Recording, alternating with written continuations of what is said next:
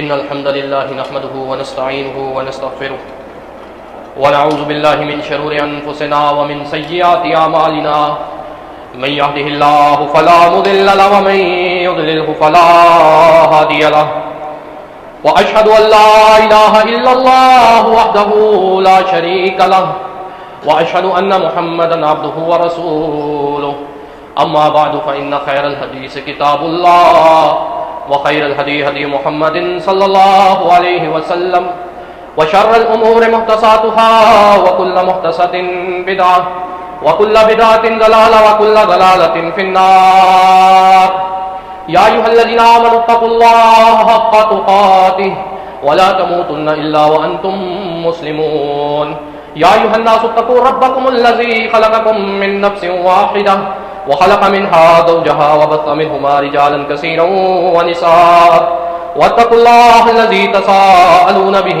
والأرحام إن الله كان عليكم رقيبا يا أيها الذين آمنوا اتقوا الله وقولوا قولا سديدا يصلح لكم أعمالكم ويغفر لكم ذنوبكم ومن يطع الله ورسوله فقد فاز فوزا عظيما اللهم صل على محمد وعلى آل محمد كما صليت على إبراهيم وعلى آل إبراهيم إنك حميد مجيد اللهم بارك على محمد وعلى آل محمد كما باركت على إبراهيم وعلى آل إبراهيم إنك حميد مجيد رب اشرح لي صدري ويسر لي أمري واحلل عقدة من لساني يفقهوا قولي قال الله تبارك وتعالى في القرآن المجيد والفرقان الحميد أعوذ بالله السميع العليم من الشيطان الرجيم من همزه ونفخه ونفسه بسم الله الرحمن الرحيم فصل لربك وانحر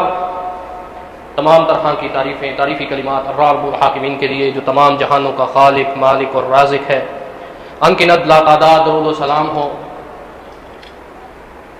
جناب محمد الرسول اللہ صلی اللہ علیہ وسلم کی ذات پر۔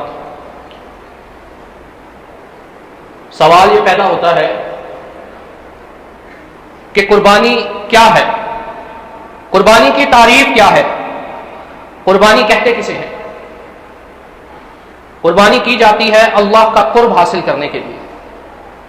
پھر سوال پیدا ہوتا ہے کہ قربانی کی ابتدا کیسے ہوئی، قربانی رائج کب ہوئی، پہلی قربانی کس نے کی؟ اس کے بارے میں قرآن ہماری رہنمائی کرتا ہے۔ فرمایا وَلِكُلِّ أُمَّةٍ جَعَلْنَا مَنْسَكًا لِيَذْكُرُوا اسْمَ اللَّهِ، اللہ تعالیٰ نے ہر امت کے لیے قربانی مقرر کی تاکہ اس میں اس کا نام لیا جائے۔ اور سب سے پہلے قربانی کس نے کی؟ آدم علیہ السلام کے ان دو بیٹوں نے۔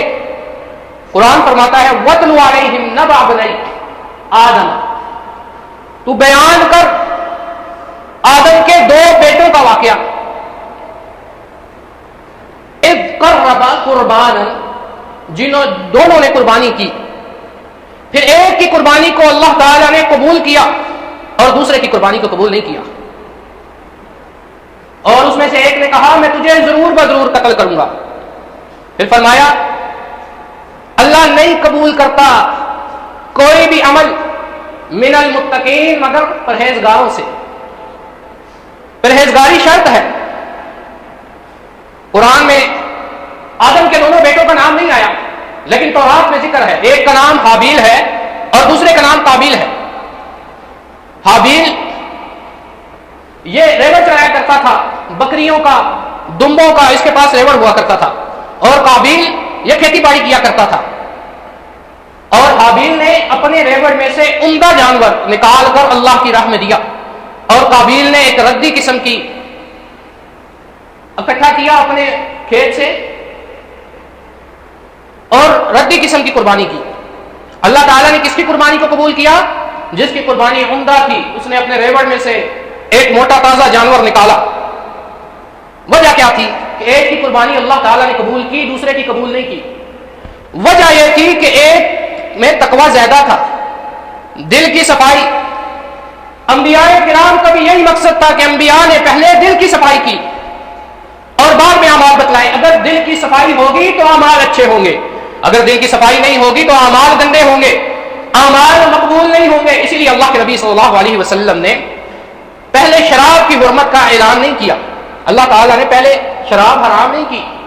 مکہ والوں کو جو شراب کے عادی ہو چکے تھے، آپ سب جانتے ہیں کہ شراب کب حرام ہوئی؟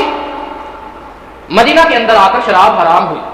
جب اللہ کے نبی صلی اللہ علیہ وسلم صحابہ کے دلوں پر کام کر چکے، اور واقعہ آتا ہے کہ جس کے ہونٹوں کے میں شراب لگی ہوئی تھی اس نے بھی شراب کو پھینک دیا. اللہ کے نبی صلی اللہ علیہ وسلم کا حکم آنے، مدینہ کے اندر ایسے شراب بہہ رہی تھی. تو معلوم ہوا کہ پہلے انبیاء کرام کی بعثت کا مقصد بھی یہی ہوا کرتا ہے کہ پہلے دلوں کی صفائی کی جائے اور بعد میں حکم نافذ ہوتا ہے. اور قربانی کا بھی یہی مقصد ہے.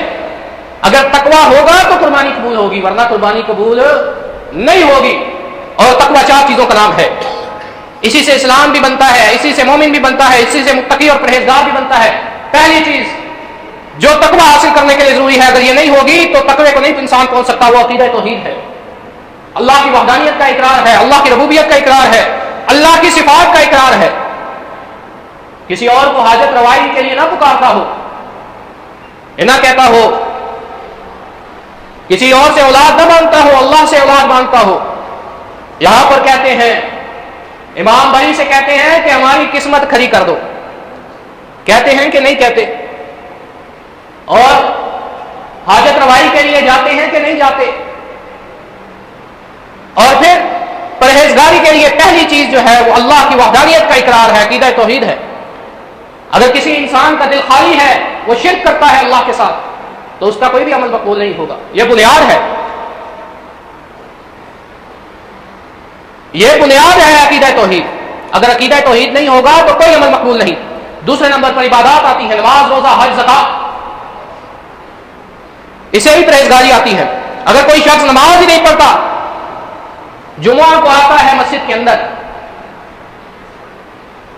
ہر 8 دن میں ایک نماز پڑھ لیتا ہے اللہ پر احسان کرنے کے لیے، تو اس کی قربانی بھی قبول نہیں ہوگی. کیوں؟ اللہ تعالیٰ نے فرمایا فَصَلِّ لِرَبِّكَ وَانْحَرْ، پہلے نماز کا ذکر ہے اور بعد میں قربانی کا ذکر آیا ہے.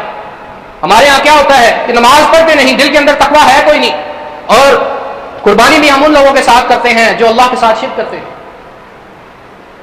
قربانی بھی اس شخص کے ساتھ کرتے ہیں جو بے نمازی ہے، جس نے کبھی زکات دی نہیں، حرام کی کمائی کماتا ہے، اس کے ساتھ قربانی کرتے ہیں. یہ کمائی بھی تو عبادت ہے اللہ تعالیٰ کی، اس کے بارے میں بھی تو پوچھا جائے گا.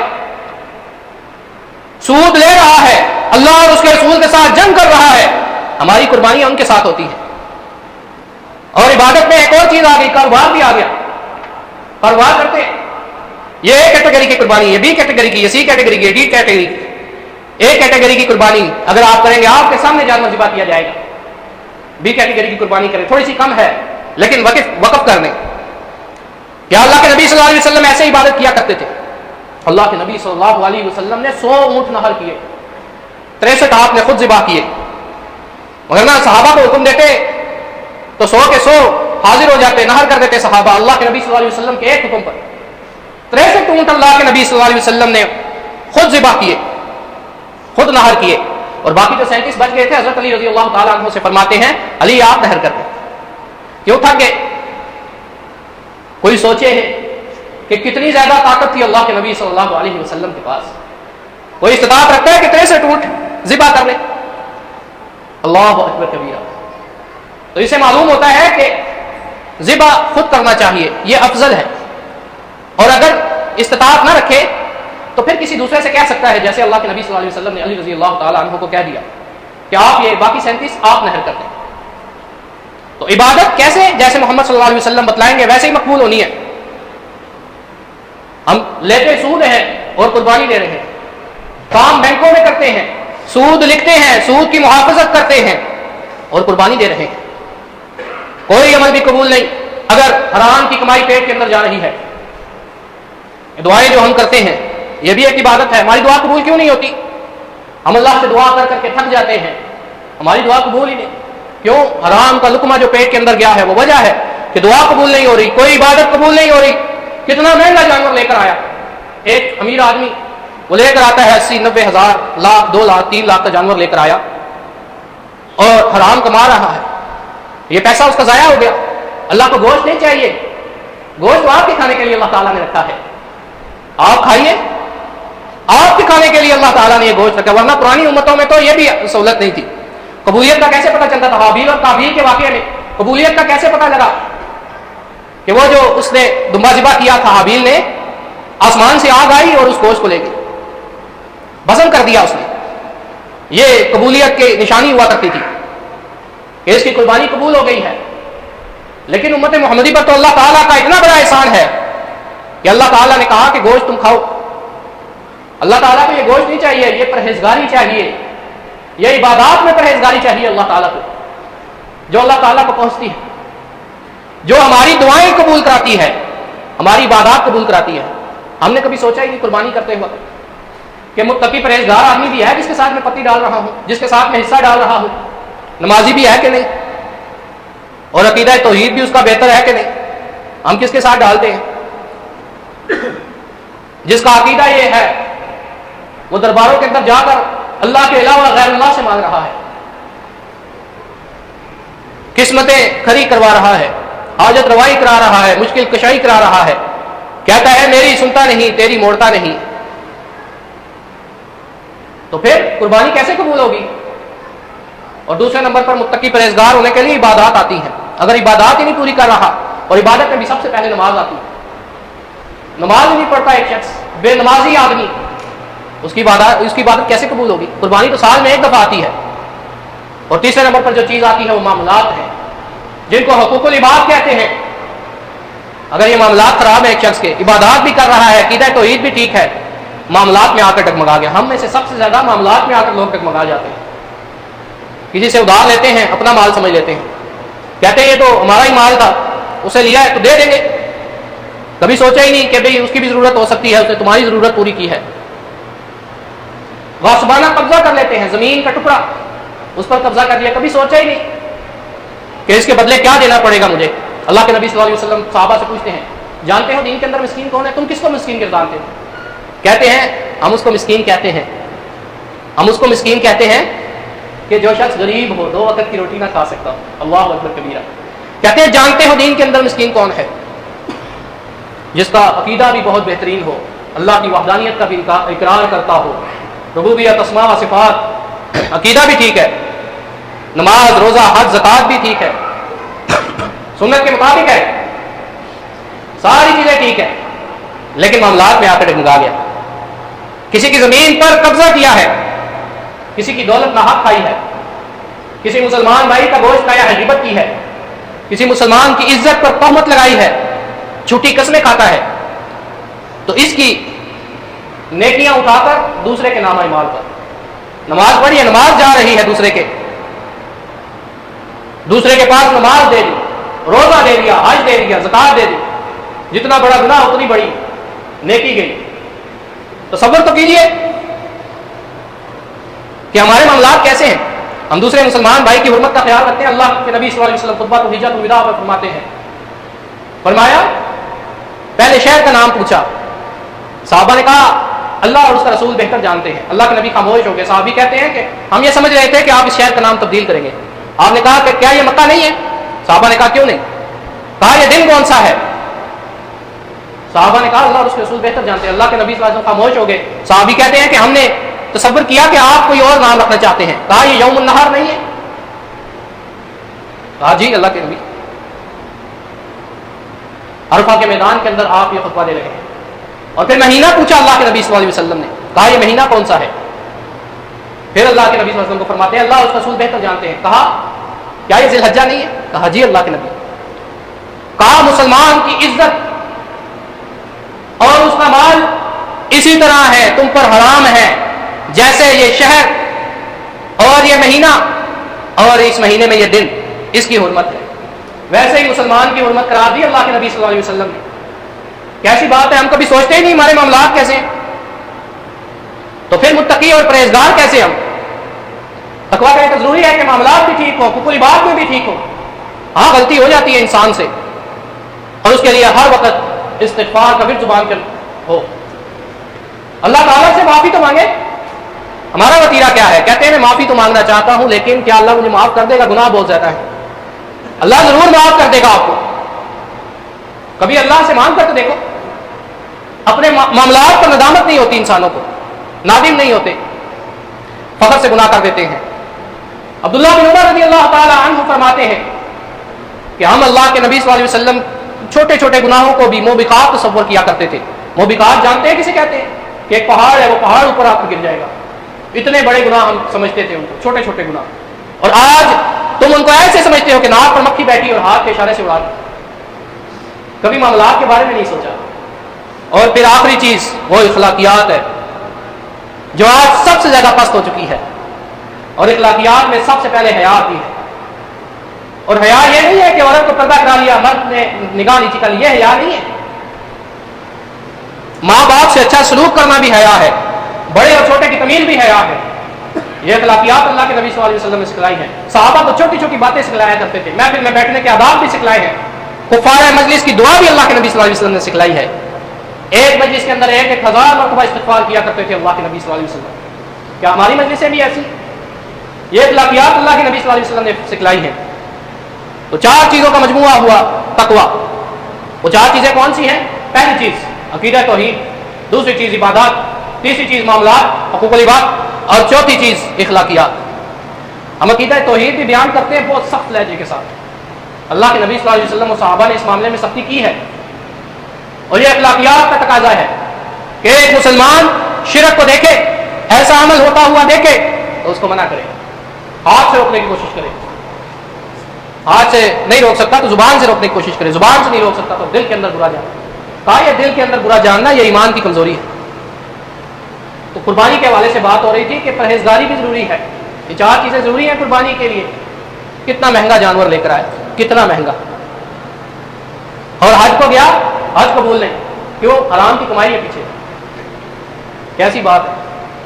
آج امت مسلمہ اس جرم کے اندر شریک ہے، اور فرمایا جو سود ہے اس کا سب سے کم درجہ جانتے ہیں؟ ماں کے ساتھ زنا کر، سب سے کم درجہ۔ اور پھر کتنے درجے ہوں گے سوچئے۔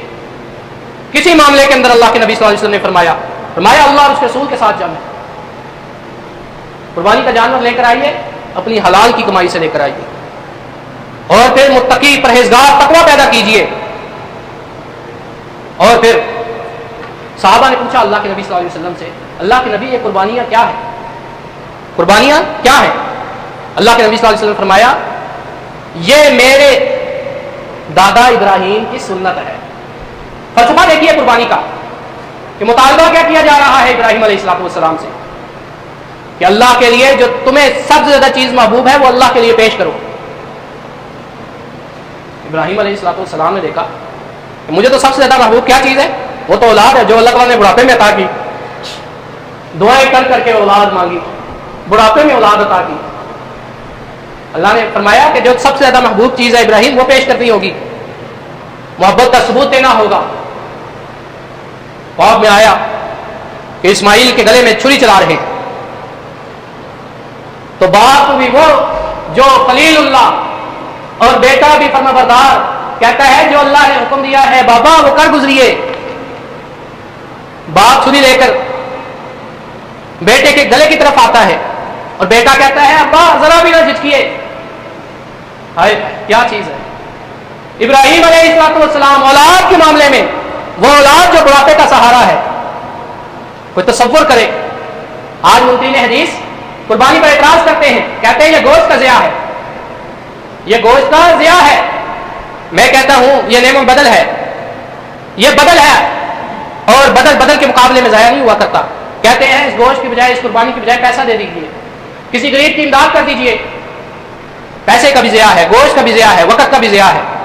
منکرین حدیث یہ کہتے ہیں صرف حج کے موقع پر قربانی کرنی چاہیے۔ تو بدل کے مقابلے میں نہیں دیا جا سکتا۔ کیوں؟ اسماعیل علیہ السلام کے بدل میں یہ وہ جو مینڈا آیا تھا بدل میں آیا تھا، اب بدل کر کے پیسے نہیں دے سکتے آپ، کیونکہ بدل کے مقابلے میں جائز نہیں ہے۔ یہ اصول ہے، یہ ان کی اس بات کا جواب ہے منکرین حدیث۔ تو تصور کیجئے کہ باپ بیٹے کے گلے میں چھری چلا رہا ہے۔ آج ہماری بھی اولادیں ہیں، اللہ نے قربانی مانگی ہے، کہتے کیا ہے؟ ان صلاتی و نسکی و محیای و مماتی للہ رب العالمین، کہ بے شک میری نماز، میری قربانی، میرا جینا میرا مرنا اللہ رب العالمین کے لیے ہے. جھوٹ کہتے ہیں ہم لوگ. کیوں؟ ہمارا دل اس چیز کی گواہی نہیں دیتا. اللہ نے قربانی مانگی ہے، جان کی قربانی مانگے تو جان کی قربانی پیش کیجیے. جہاں پر اولاد کی قربانی مانگے اولاد کی قربانی پیش کیجیے. وقت کی قربانی مانگے، وقت کا تقاضا کرے اسلام، وہاں پر وقت کی قربانی پیش کیجیے. یہ فلسفہ قربانی ہے. ابراہیم علیہ السلام سے بھی کہا گیا کہ تم مجھ سے پیار کرتے ہو، محبت کرتے ہو، الفت کرتے ہو، میرے لیے جان تک دے سکتے ہو، تو جب سب سے جو تمہیں محبوب چیز ہے نا وہ پیش کرو نا. اولاد کی قربانی مانگی اللہ تعالیٰ کی. پھر اللہ تعالیٰ نے کہا کہ میں تو تمہارا دل چیک کرنا چاہ رہا. اصل میں چھری نہیں پھیرنا مقصود تھا، اصل میں یہ مقصود تھا کہ ابراہیم آپ اس امتحان میں کامیاب ہوتے ہیں کہ نہیں ہوتے. آپ میرے لیے یہ کام بھی کر سکتے ہیں کہ نہیں کر سکتے. خلیل اللہ تھے نا، خلیل اللہ، دل ان کا زندہ تھا. اسی لیے کہتے ہیں کہ دل زندہ ہونا چاہیے تو اعمال بھی اچھے ہوتے ہیں. اللہ کی وحدانیت، اللہ کی ربوبیت، اللہ کے اسماء و صفات مانتے تھے نا. خلیل اللہ کی عبادت بھی کیسی عبادت ہوگی ذرا سوچئے. اپنے بیٹے کی قربانی پیش کر رہے ہیں. اور اب قربانی کا جانور کیسا ہونا چاہیے؟ اب آتے ہیں مسائل کی طرف. یہ تو فلسفہ قربانی تھا. قربانی ہم کس لیے دیتے ہیں؟ یہ سنت ابراہیمی ہے اور یہ سنت رسول بھی ہے صلی اللہ علیہ وسلم. دو سنتوں کا ثواب ملتا ہے، ایک سنت ابراہیمی اور ایک سنت محمدی صلی اللہ علیہ وسلم. دو سنتوں کا ثواب ملتا ہے. کتنی پیاری سنت ہے. اب آتے ہیں مسائل کی طرف کہ جانور کیسا ہونا چاہیے. جانور عمدہ ہونا چاہیے، بہترین جانور ہونا چاہیے. کیوں؟ اللہ کے لیے دے رہے ہیں. جیسے حابیل نے اپنے ریوڑ میں سے بہترین جانور چوز کیا. یہ تقویٰ کی نشانی ہے. یہ تقویٰ کی نشانی ہے. پورا سال ہم کھاتے پیتے ہیں، ہمارے پاس اگر اچھا مال اللہ تعالیٰ نے دیا ہے تو اس مال میں سے اچھا جانور لایا جائے. لاغر اور کمزور نہیں چلے گا، جس کی ہڈیوں پہ گودا ہی نہ ہو. لنگڑا جانور جس کا لنگڑا پن ظاہر ہو وہ نہیں چلے گا. اندھا جانور جس کا اندھا پن ظاہر ہو، بینگا جس کا بینگا پن ظاہر ہو، دیکھ ادھر رہا ہے چل ادھر رہا ہے، ایسا جانور نہیں چلے گا. کان کٹے ہوئے جس کا سراخ نظر آ رہا ہو، سنگ ایک تو ٹوٹا ہوا ہے وہ نہیں، ایک سنگ اکھیڑا ہوا ہے، سنگ اکھیڑا ہوا ہے اندر سے زخمی ہے وہ بھی نہیں. یعنی بہترین جانور کا مطالبہ کیا جا رہا ہے. اچھے سے اچھا جانور دینا ہے. اللہ کی راہ میں دینے لگے تو لاغر اور کمزور نہیں چلے گا جس کی ہڈیوں میں گودا ہی نہیں ہے. کیوں؟ پرہیزگاری کی پہلی نشانی ہے. انسان اپنی اولاد کو پھل کھلاتا ہے تو کبھی گندا پھل بھی دیتا ہے. گندا حصہ یا تو کاٹ دیتا ہے یا اس پھل کو پھینک دیتا ہے. کیوں؟ اولاد سے محبت ہے. اور یہاں پر کیا کہہ رہا ہے؟ میری نماز، میری قربانی، میرا جینا، میرا مرنا اللہ رب العزت کے لیے. تو پھر جب اللہ رب العزت کے کیوں گوشت نہیں پہنچتا اللہ تعالیٰ کو؟ یہ شروع میں بھی میں نے کہا گوشت نہیں چاہیے اللہ تعالیٰ کو، اللہ کے نبی صلی اللہ علیہ وسلم. اب جانور کون سا ہونا چاہیے؟ مسنہ ہونا چاہیے، دو دانتوں والا ہونا چاہیے. مسنہ، اسے اوپر ہو سکتا ہے اسے نیچے نہیں چلے گا. دو دانتوں والا جانور چلے گا، مسنہ. اب قربانی نماز سے پہلے بھی نہیں، جیسے میں نے آیت پڑھی فصلی لربک وانحر، پہلے نماز ہے پھر قربانی ہے. ایک صحابی نے پہلے قربانی کر دی. اللہ کے نبی صلی اللہ علیہ وسلم نماز پڑھی نا، کہتے ہیں اللہ کے نبی گوشت تیار ہے، آئیے آپ نوش فرمائیے. کہتے ہیں تو کیا نماز سے پہلے قربانی کر لی؟ اب تیری قربانی قبول نہیں. یہ تو صرف گوشت ہے، قربانی نہیں ہے. قربانی نماز کے بعد ہے. وہ کہتے ہیں اللہ کے نبی، کہتے ہیں ایک اور قربانی کرو. کہتے ہیں اللہ کے نبی جانور تو موجود نہیں، مسنہ نہیں ہے. کہتے ہیں پھر کہتے ہیں 6 ماہ کا ہے. کہتے ہیں یہ تو نہیں چلے گا. چل تو کر لے لیکن تیرے بعد کسی کی مقبول نہیں ہوگی. اللہ کے نبی صلی اللہ علیہ وسلم نے اس صحابی کو اجازت دی صرف. تو جانور کون سا لانا ہے؟ جو مسنہ ہو. اب آتے ہیں جو میں نے پہلے سوال اٹھایا. تھوڑے سے مسائل اگر رہ جائیں تو آپ بعد میں پوچھ سکتے ہیں. یہ ساروں کو معلوم ہوتے ہیں یہ مسائل، لیکن یہ چیز معلوم نہیں ہوتی کہ منکرین حدیث کا جواب کیسے دینا ہے. میں نے پہلے سوال اسی لیے چھوڑ دیا، تھوڑے سے مسائل درمیان میں لے کر آیا. وہ کہتے ہیں کہ قربانی فطرت تباہ کرتی ہے. دوسرا سوال، قربانی پیسوں کا ضیاع ہے. اور تیسرا سوال کرتے ہیں کہ یہ جانوروں کی قلت کا باعث ہے. ایک شخص غریب ہے، اس کے پاس ریوڑ ہے، بکریوں کے مختلف جانوروں کے ریوڑ ہیں اس کے پاس. اب قربانی کے لیے ہم جانور خریدتے ہیں، اس کے پاس کاروبار اس نے کیا اور کچھ رقم اس کے پاس آ گئی، گھر میں بیوی بچے موجود ہیں، کاروبار ہوا، پھر ہم جانور ذبح کراتے ہیں. وہ جو قصاب ہے اس نے پیسے لیے کہ نہیں لیے؟ کسائی نے. اس کے پاس بھی رقم آئی، کاروبار ہوا، اور جب ہم نے جانور ذبح کیا اس کی کھال لینے والے. اور ایک اور مسئلہ یہاں پر ہے کہ کھال آپ بیچ نہیں سکتے، اس کا پیسہ کسی غریب کو دے دیجیے. کیوں؟ میں نے شروع میں کہا قربانی کاروبار نہیں ہے، ہم لوگ کاروبار کرنا شروع کر دیتے ہیں. کاروبار نہیں ہے قربانی، آپ وہ کھال بیچ نہیں سکتے، وہ آپ بیچ کر کسی غریب کو پیسہ دے دیجیے.